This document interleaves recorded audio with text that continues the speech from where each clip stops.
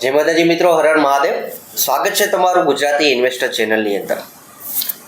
વીતેલા સપ્તાહ માર્કેટ માટે ઘણું એવું સારું જોવા મળ્યું અને ફરી આ સપ્તાહે સોમવારથી આપણું માર્કેટ શરૂ થાય છે ત્યારે ઘણી એવી ઇવેન્ટો છે જે ઇવેન્ટની અસર આપણા માર્કેટ ઉપર થશે. છેલ્લા 2 સપ્તાહથી આપણું માર્કેટ 26,000 ઉપર ક્લોઝિંગ થતું વીકલીમાં આપણને જોવા મળ્યું છે. એટલે કે કહેવાનો અર્થ એ છે કે આપણું માર્કેટ એટલું સ્ટ્રોંગ આપણને જોવા મળ્યું છે. સારી વસ્તુ છે.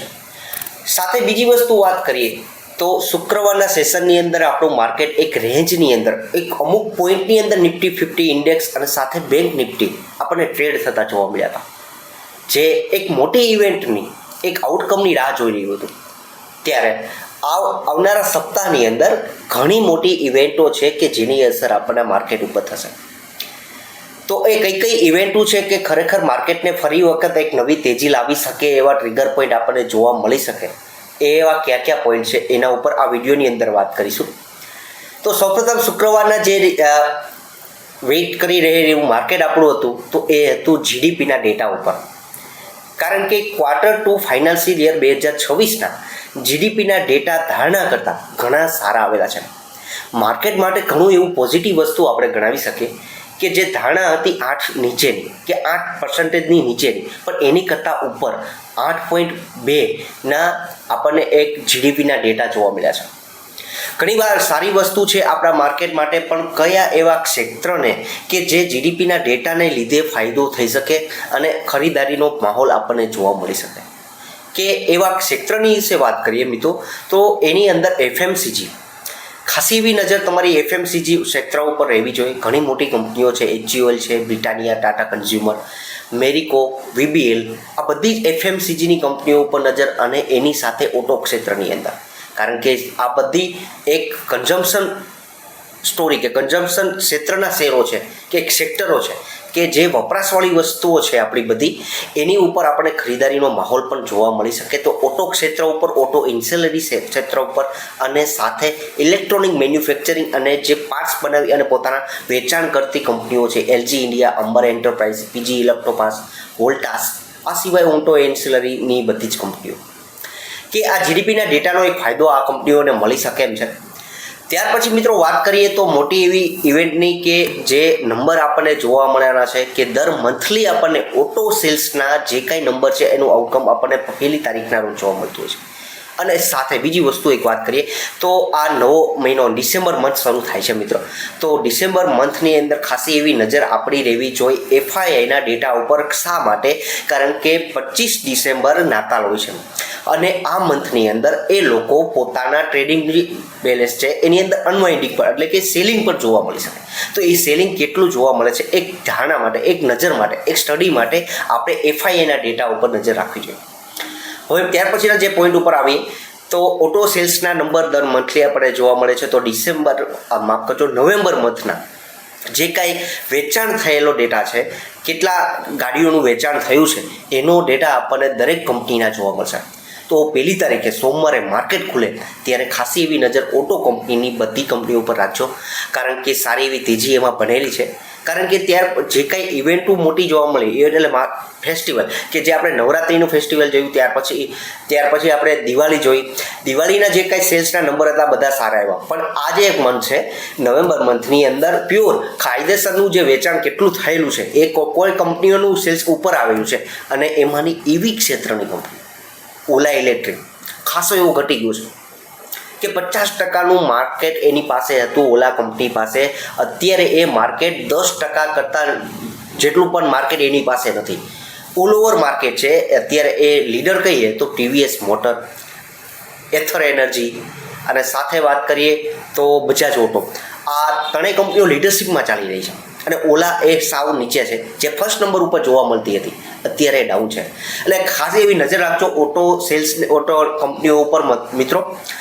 ત્યાર પછી 2જી તારીખે ડિસેમ્બરે પોવેલની એક સ્પીચ જોવા મળવાની છે કે જે વ્યાજદરની અંદર ઘટાડો થઈ શકે એમ છે કે એની ટિપ્પણી કેવી રહી જોવા મળે છે.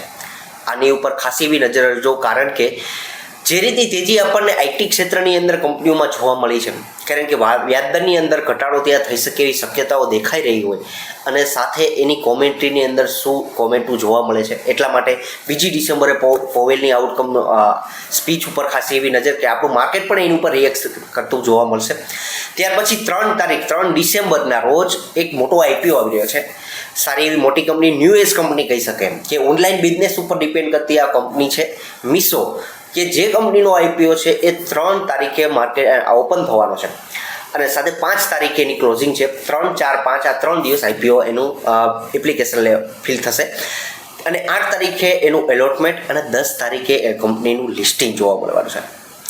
મોટો આઈપીઓ તો કેરડી સાઇઝ છે, તો આઈપીઓની સાઇઝની વાત કરીએ તો 5,420 કરોડનો આઈપીઓ છે. પણ એક વસ્તુ ધ્યાનમાં દોરજો મિત્રો, 5,420 કરોડનો આઈપીઓ તો એમાં આપણી જેવા રિટેલ માણસો માટે કેટલા ટકાનું રિટેલ પોર્શન છે, તો એનો ભાગ જ ફક્ત 10% છે. જનરલી આપણને 35% આપણને જોવા મળતો હોય, પણ આ કંપની મોટી સાઇઝની છે તો એની સામે આપણે 10%નો જોવા મળ્યો છે. હવે આઈપીઓની વાત થઈ છે મિત્રો, ઘણી વખત આપણે ઘણી ભૂલો કરતા હોઈએ કે આપણે આઈપીઓ ભરવામાં શું ભૂલ કરીએ છીએ કે યુપીઆઈ આઈડી મિસ્ટેક કરીએ છીએ કે લાસ્ટ ડેટમાં કરીએ છીએ, ફર્સ્ટ ડેમાં. આ બધું એક સોલ્યુશન માટે એક વિડીયો આપણે બનાવેલો છે મિત્રો, કે જેની ઉપર તમે આરામથી જોઈ શકો કે ખરેખર આઈપીઓ કે કોઈ પણ આઈપીઓ ભરવા માટે કઈ તકેદારી આપણે રાખવી જોઈએ. એની લિંક મિત્રો ડિસ્ક્રિપ્શનમાં પણ આપું છું અને અહીંયા લિંક ઉપર પણ આઈ બટનમાં પણ છે, આપ જોઈ શકો છો. જો તમે મિસ્ટેક કરતા નથી ખાસી એવી નજર મારજો. ત્યાર પછી એના ભાવ ઉપર એક ચર્ચા કરીએ તો 111 રૂપિયાના ભાવે 135 શેર અને 14,985 રૂપિયાનો એક લોટ આપણને મળશે. એટલે આ એક ભાવની વાત થઈ.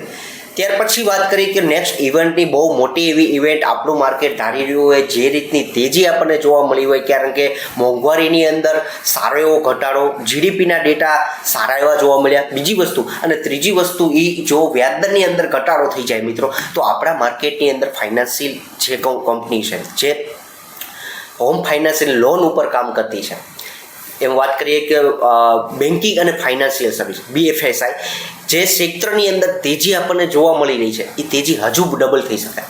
તો એની પાછળનું મોટું ટ્રિગર પોઈન્ટ 5 તારીખે સંજય મલ્હોત્રા દ્વારા શું વ્યાજદરની અંદર ઘટાડો થાય છે કે નહીં, એક મોટી ઇવેન્ટ છે મિત્રો. શુક્રવારના દિવસે આ ઇવેન્ટ આપણને જોવા મળવાની છે. એનું આઉટકમ ત્યારે જોવા મળે છે કે શું થાય છે, એ વસ્તુ ખાસી એવી નજર રાખજો સંજય મલ્હોત્રાની સ્પીચ ઉપર. સાથે બીજી વસ્તુ વાત કરીએ કે ગોલ્ડ અને સિલ્વરની અંદર મિત્રો ખાસી એવી તેજીનો માહોલ ફરી આપણને જોવા મળી રહ્યો છે. ગોલ્ડ કરતાં સારી એવી તેજી આપણને સિલ્વર ઉપર જોવા મળી રહી છે, કે જે $50 ઉપરનો ભાવ અને સાથે વાત કરીએ તો $56 સુધીનો ભાવ આપણને જોવા મળ્યો. અને ઓલ ઓવર ભાવ કહીએ તો આપણે 1,72,000 સુધી સિલ્વરનો આપણને ભાવ એવરેજ જોવા મળ્યો છે. હવે ફરી આ તેજી કેવી રહે છે, કારણ કે આ બધી જ ઇવેન્ટોની અસર એ ગોલ્ડ અને સિલ્વર ઉપર થઈ શકે. બીજું કારણ આપણે દર્શાવી શકીએ તો આપણા ઇન્ડિયાની અંદર વેડિંગ સિઝન શરૂ છે, ત્યારે સારો એવો માહોલ ખરીદારીનો પણ જોવા મળતો હોય અને અનસર્ટિનિટી. અને સાથે બીજું સિલ્વર ઉપર એટલા માટે આપણે ભાર દઈએ તો છેલ્લા 50 વર્ષ પછીનો ફરી એક ભાવ આપણને ઉપરનો જોવા મળ્યો છે સિલ્વરનો. તો ખાસી એવી મિત્રો નજર રાખજો. અને જો તમે આ ટ્રેડ લેવા માંગતા હોય તો કઈ વસ્તુ ઉપર ધ્યાન રાખી શકાય મિત્રો, તો એ વસ્તુ આપણે કહીએ તો સિલ્વરના ETF ઉપર મિત્રો નજર રાખજો. અગાઉ પણ આપણે ગોલ્ડ સિલ્વર ઉપર ETF ઉપર એક વિડીયો પણ બનાવેલો હતો કે આ તેજીને આપણે કઈ રીતે પ્લે કરી શકીએ, અને ખરેખર આ તેજી પ્લે આઉટ થાય છે તો 6 થી 8 મહિના સુધી ગોલ્ડ સિલ્વરમાં કેવી તેજી રહે છે, કારણ કે ગોલ્ડ એટલો બધો ન વધે તો સિલ્વરની અંદર જમ્પ કેટલો જોવા મળે. અગાઉના વિડીયોની અંદર પણ આપણે વાત કરી હતી કોમોડિટી માર્કેટ ઉપર, કે કોમોડિટી માર્કેટની અંદર તેજી ચાલુ છે તો MCX જેવા શેરની અંદર તમે નજર રાખો તો ફરી એક વખત આપણને સિલ્વર ઉપર એક માહોલ જોવા મળી રહ્યો છે. પણ જો તમે ETFની અંદર જો તમે ટ્રેડ કરતા હોય માંગતા હોય તો મિત્રો ખાસો એવો સ્ટોપ લોસ ખાસ રાખજો અને આગળ વધજો, તો જ તમે એક ટ્રેડ કરી શકો. કારણ કે જો માર્કેટમાં એની તેજી ફરી ચાલુ રહી સિલ્વરની અંદર તો એક સ્ટોપ લોસને આપણે રિવાઇઝ કરી ઉપરના ભાવે લઈ શકાય.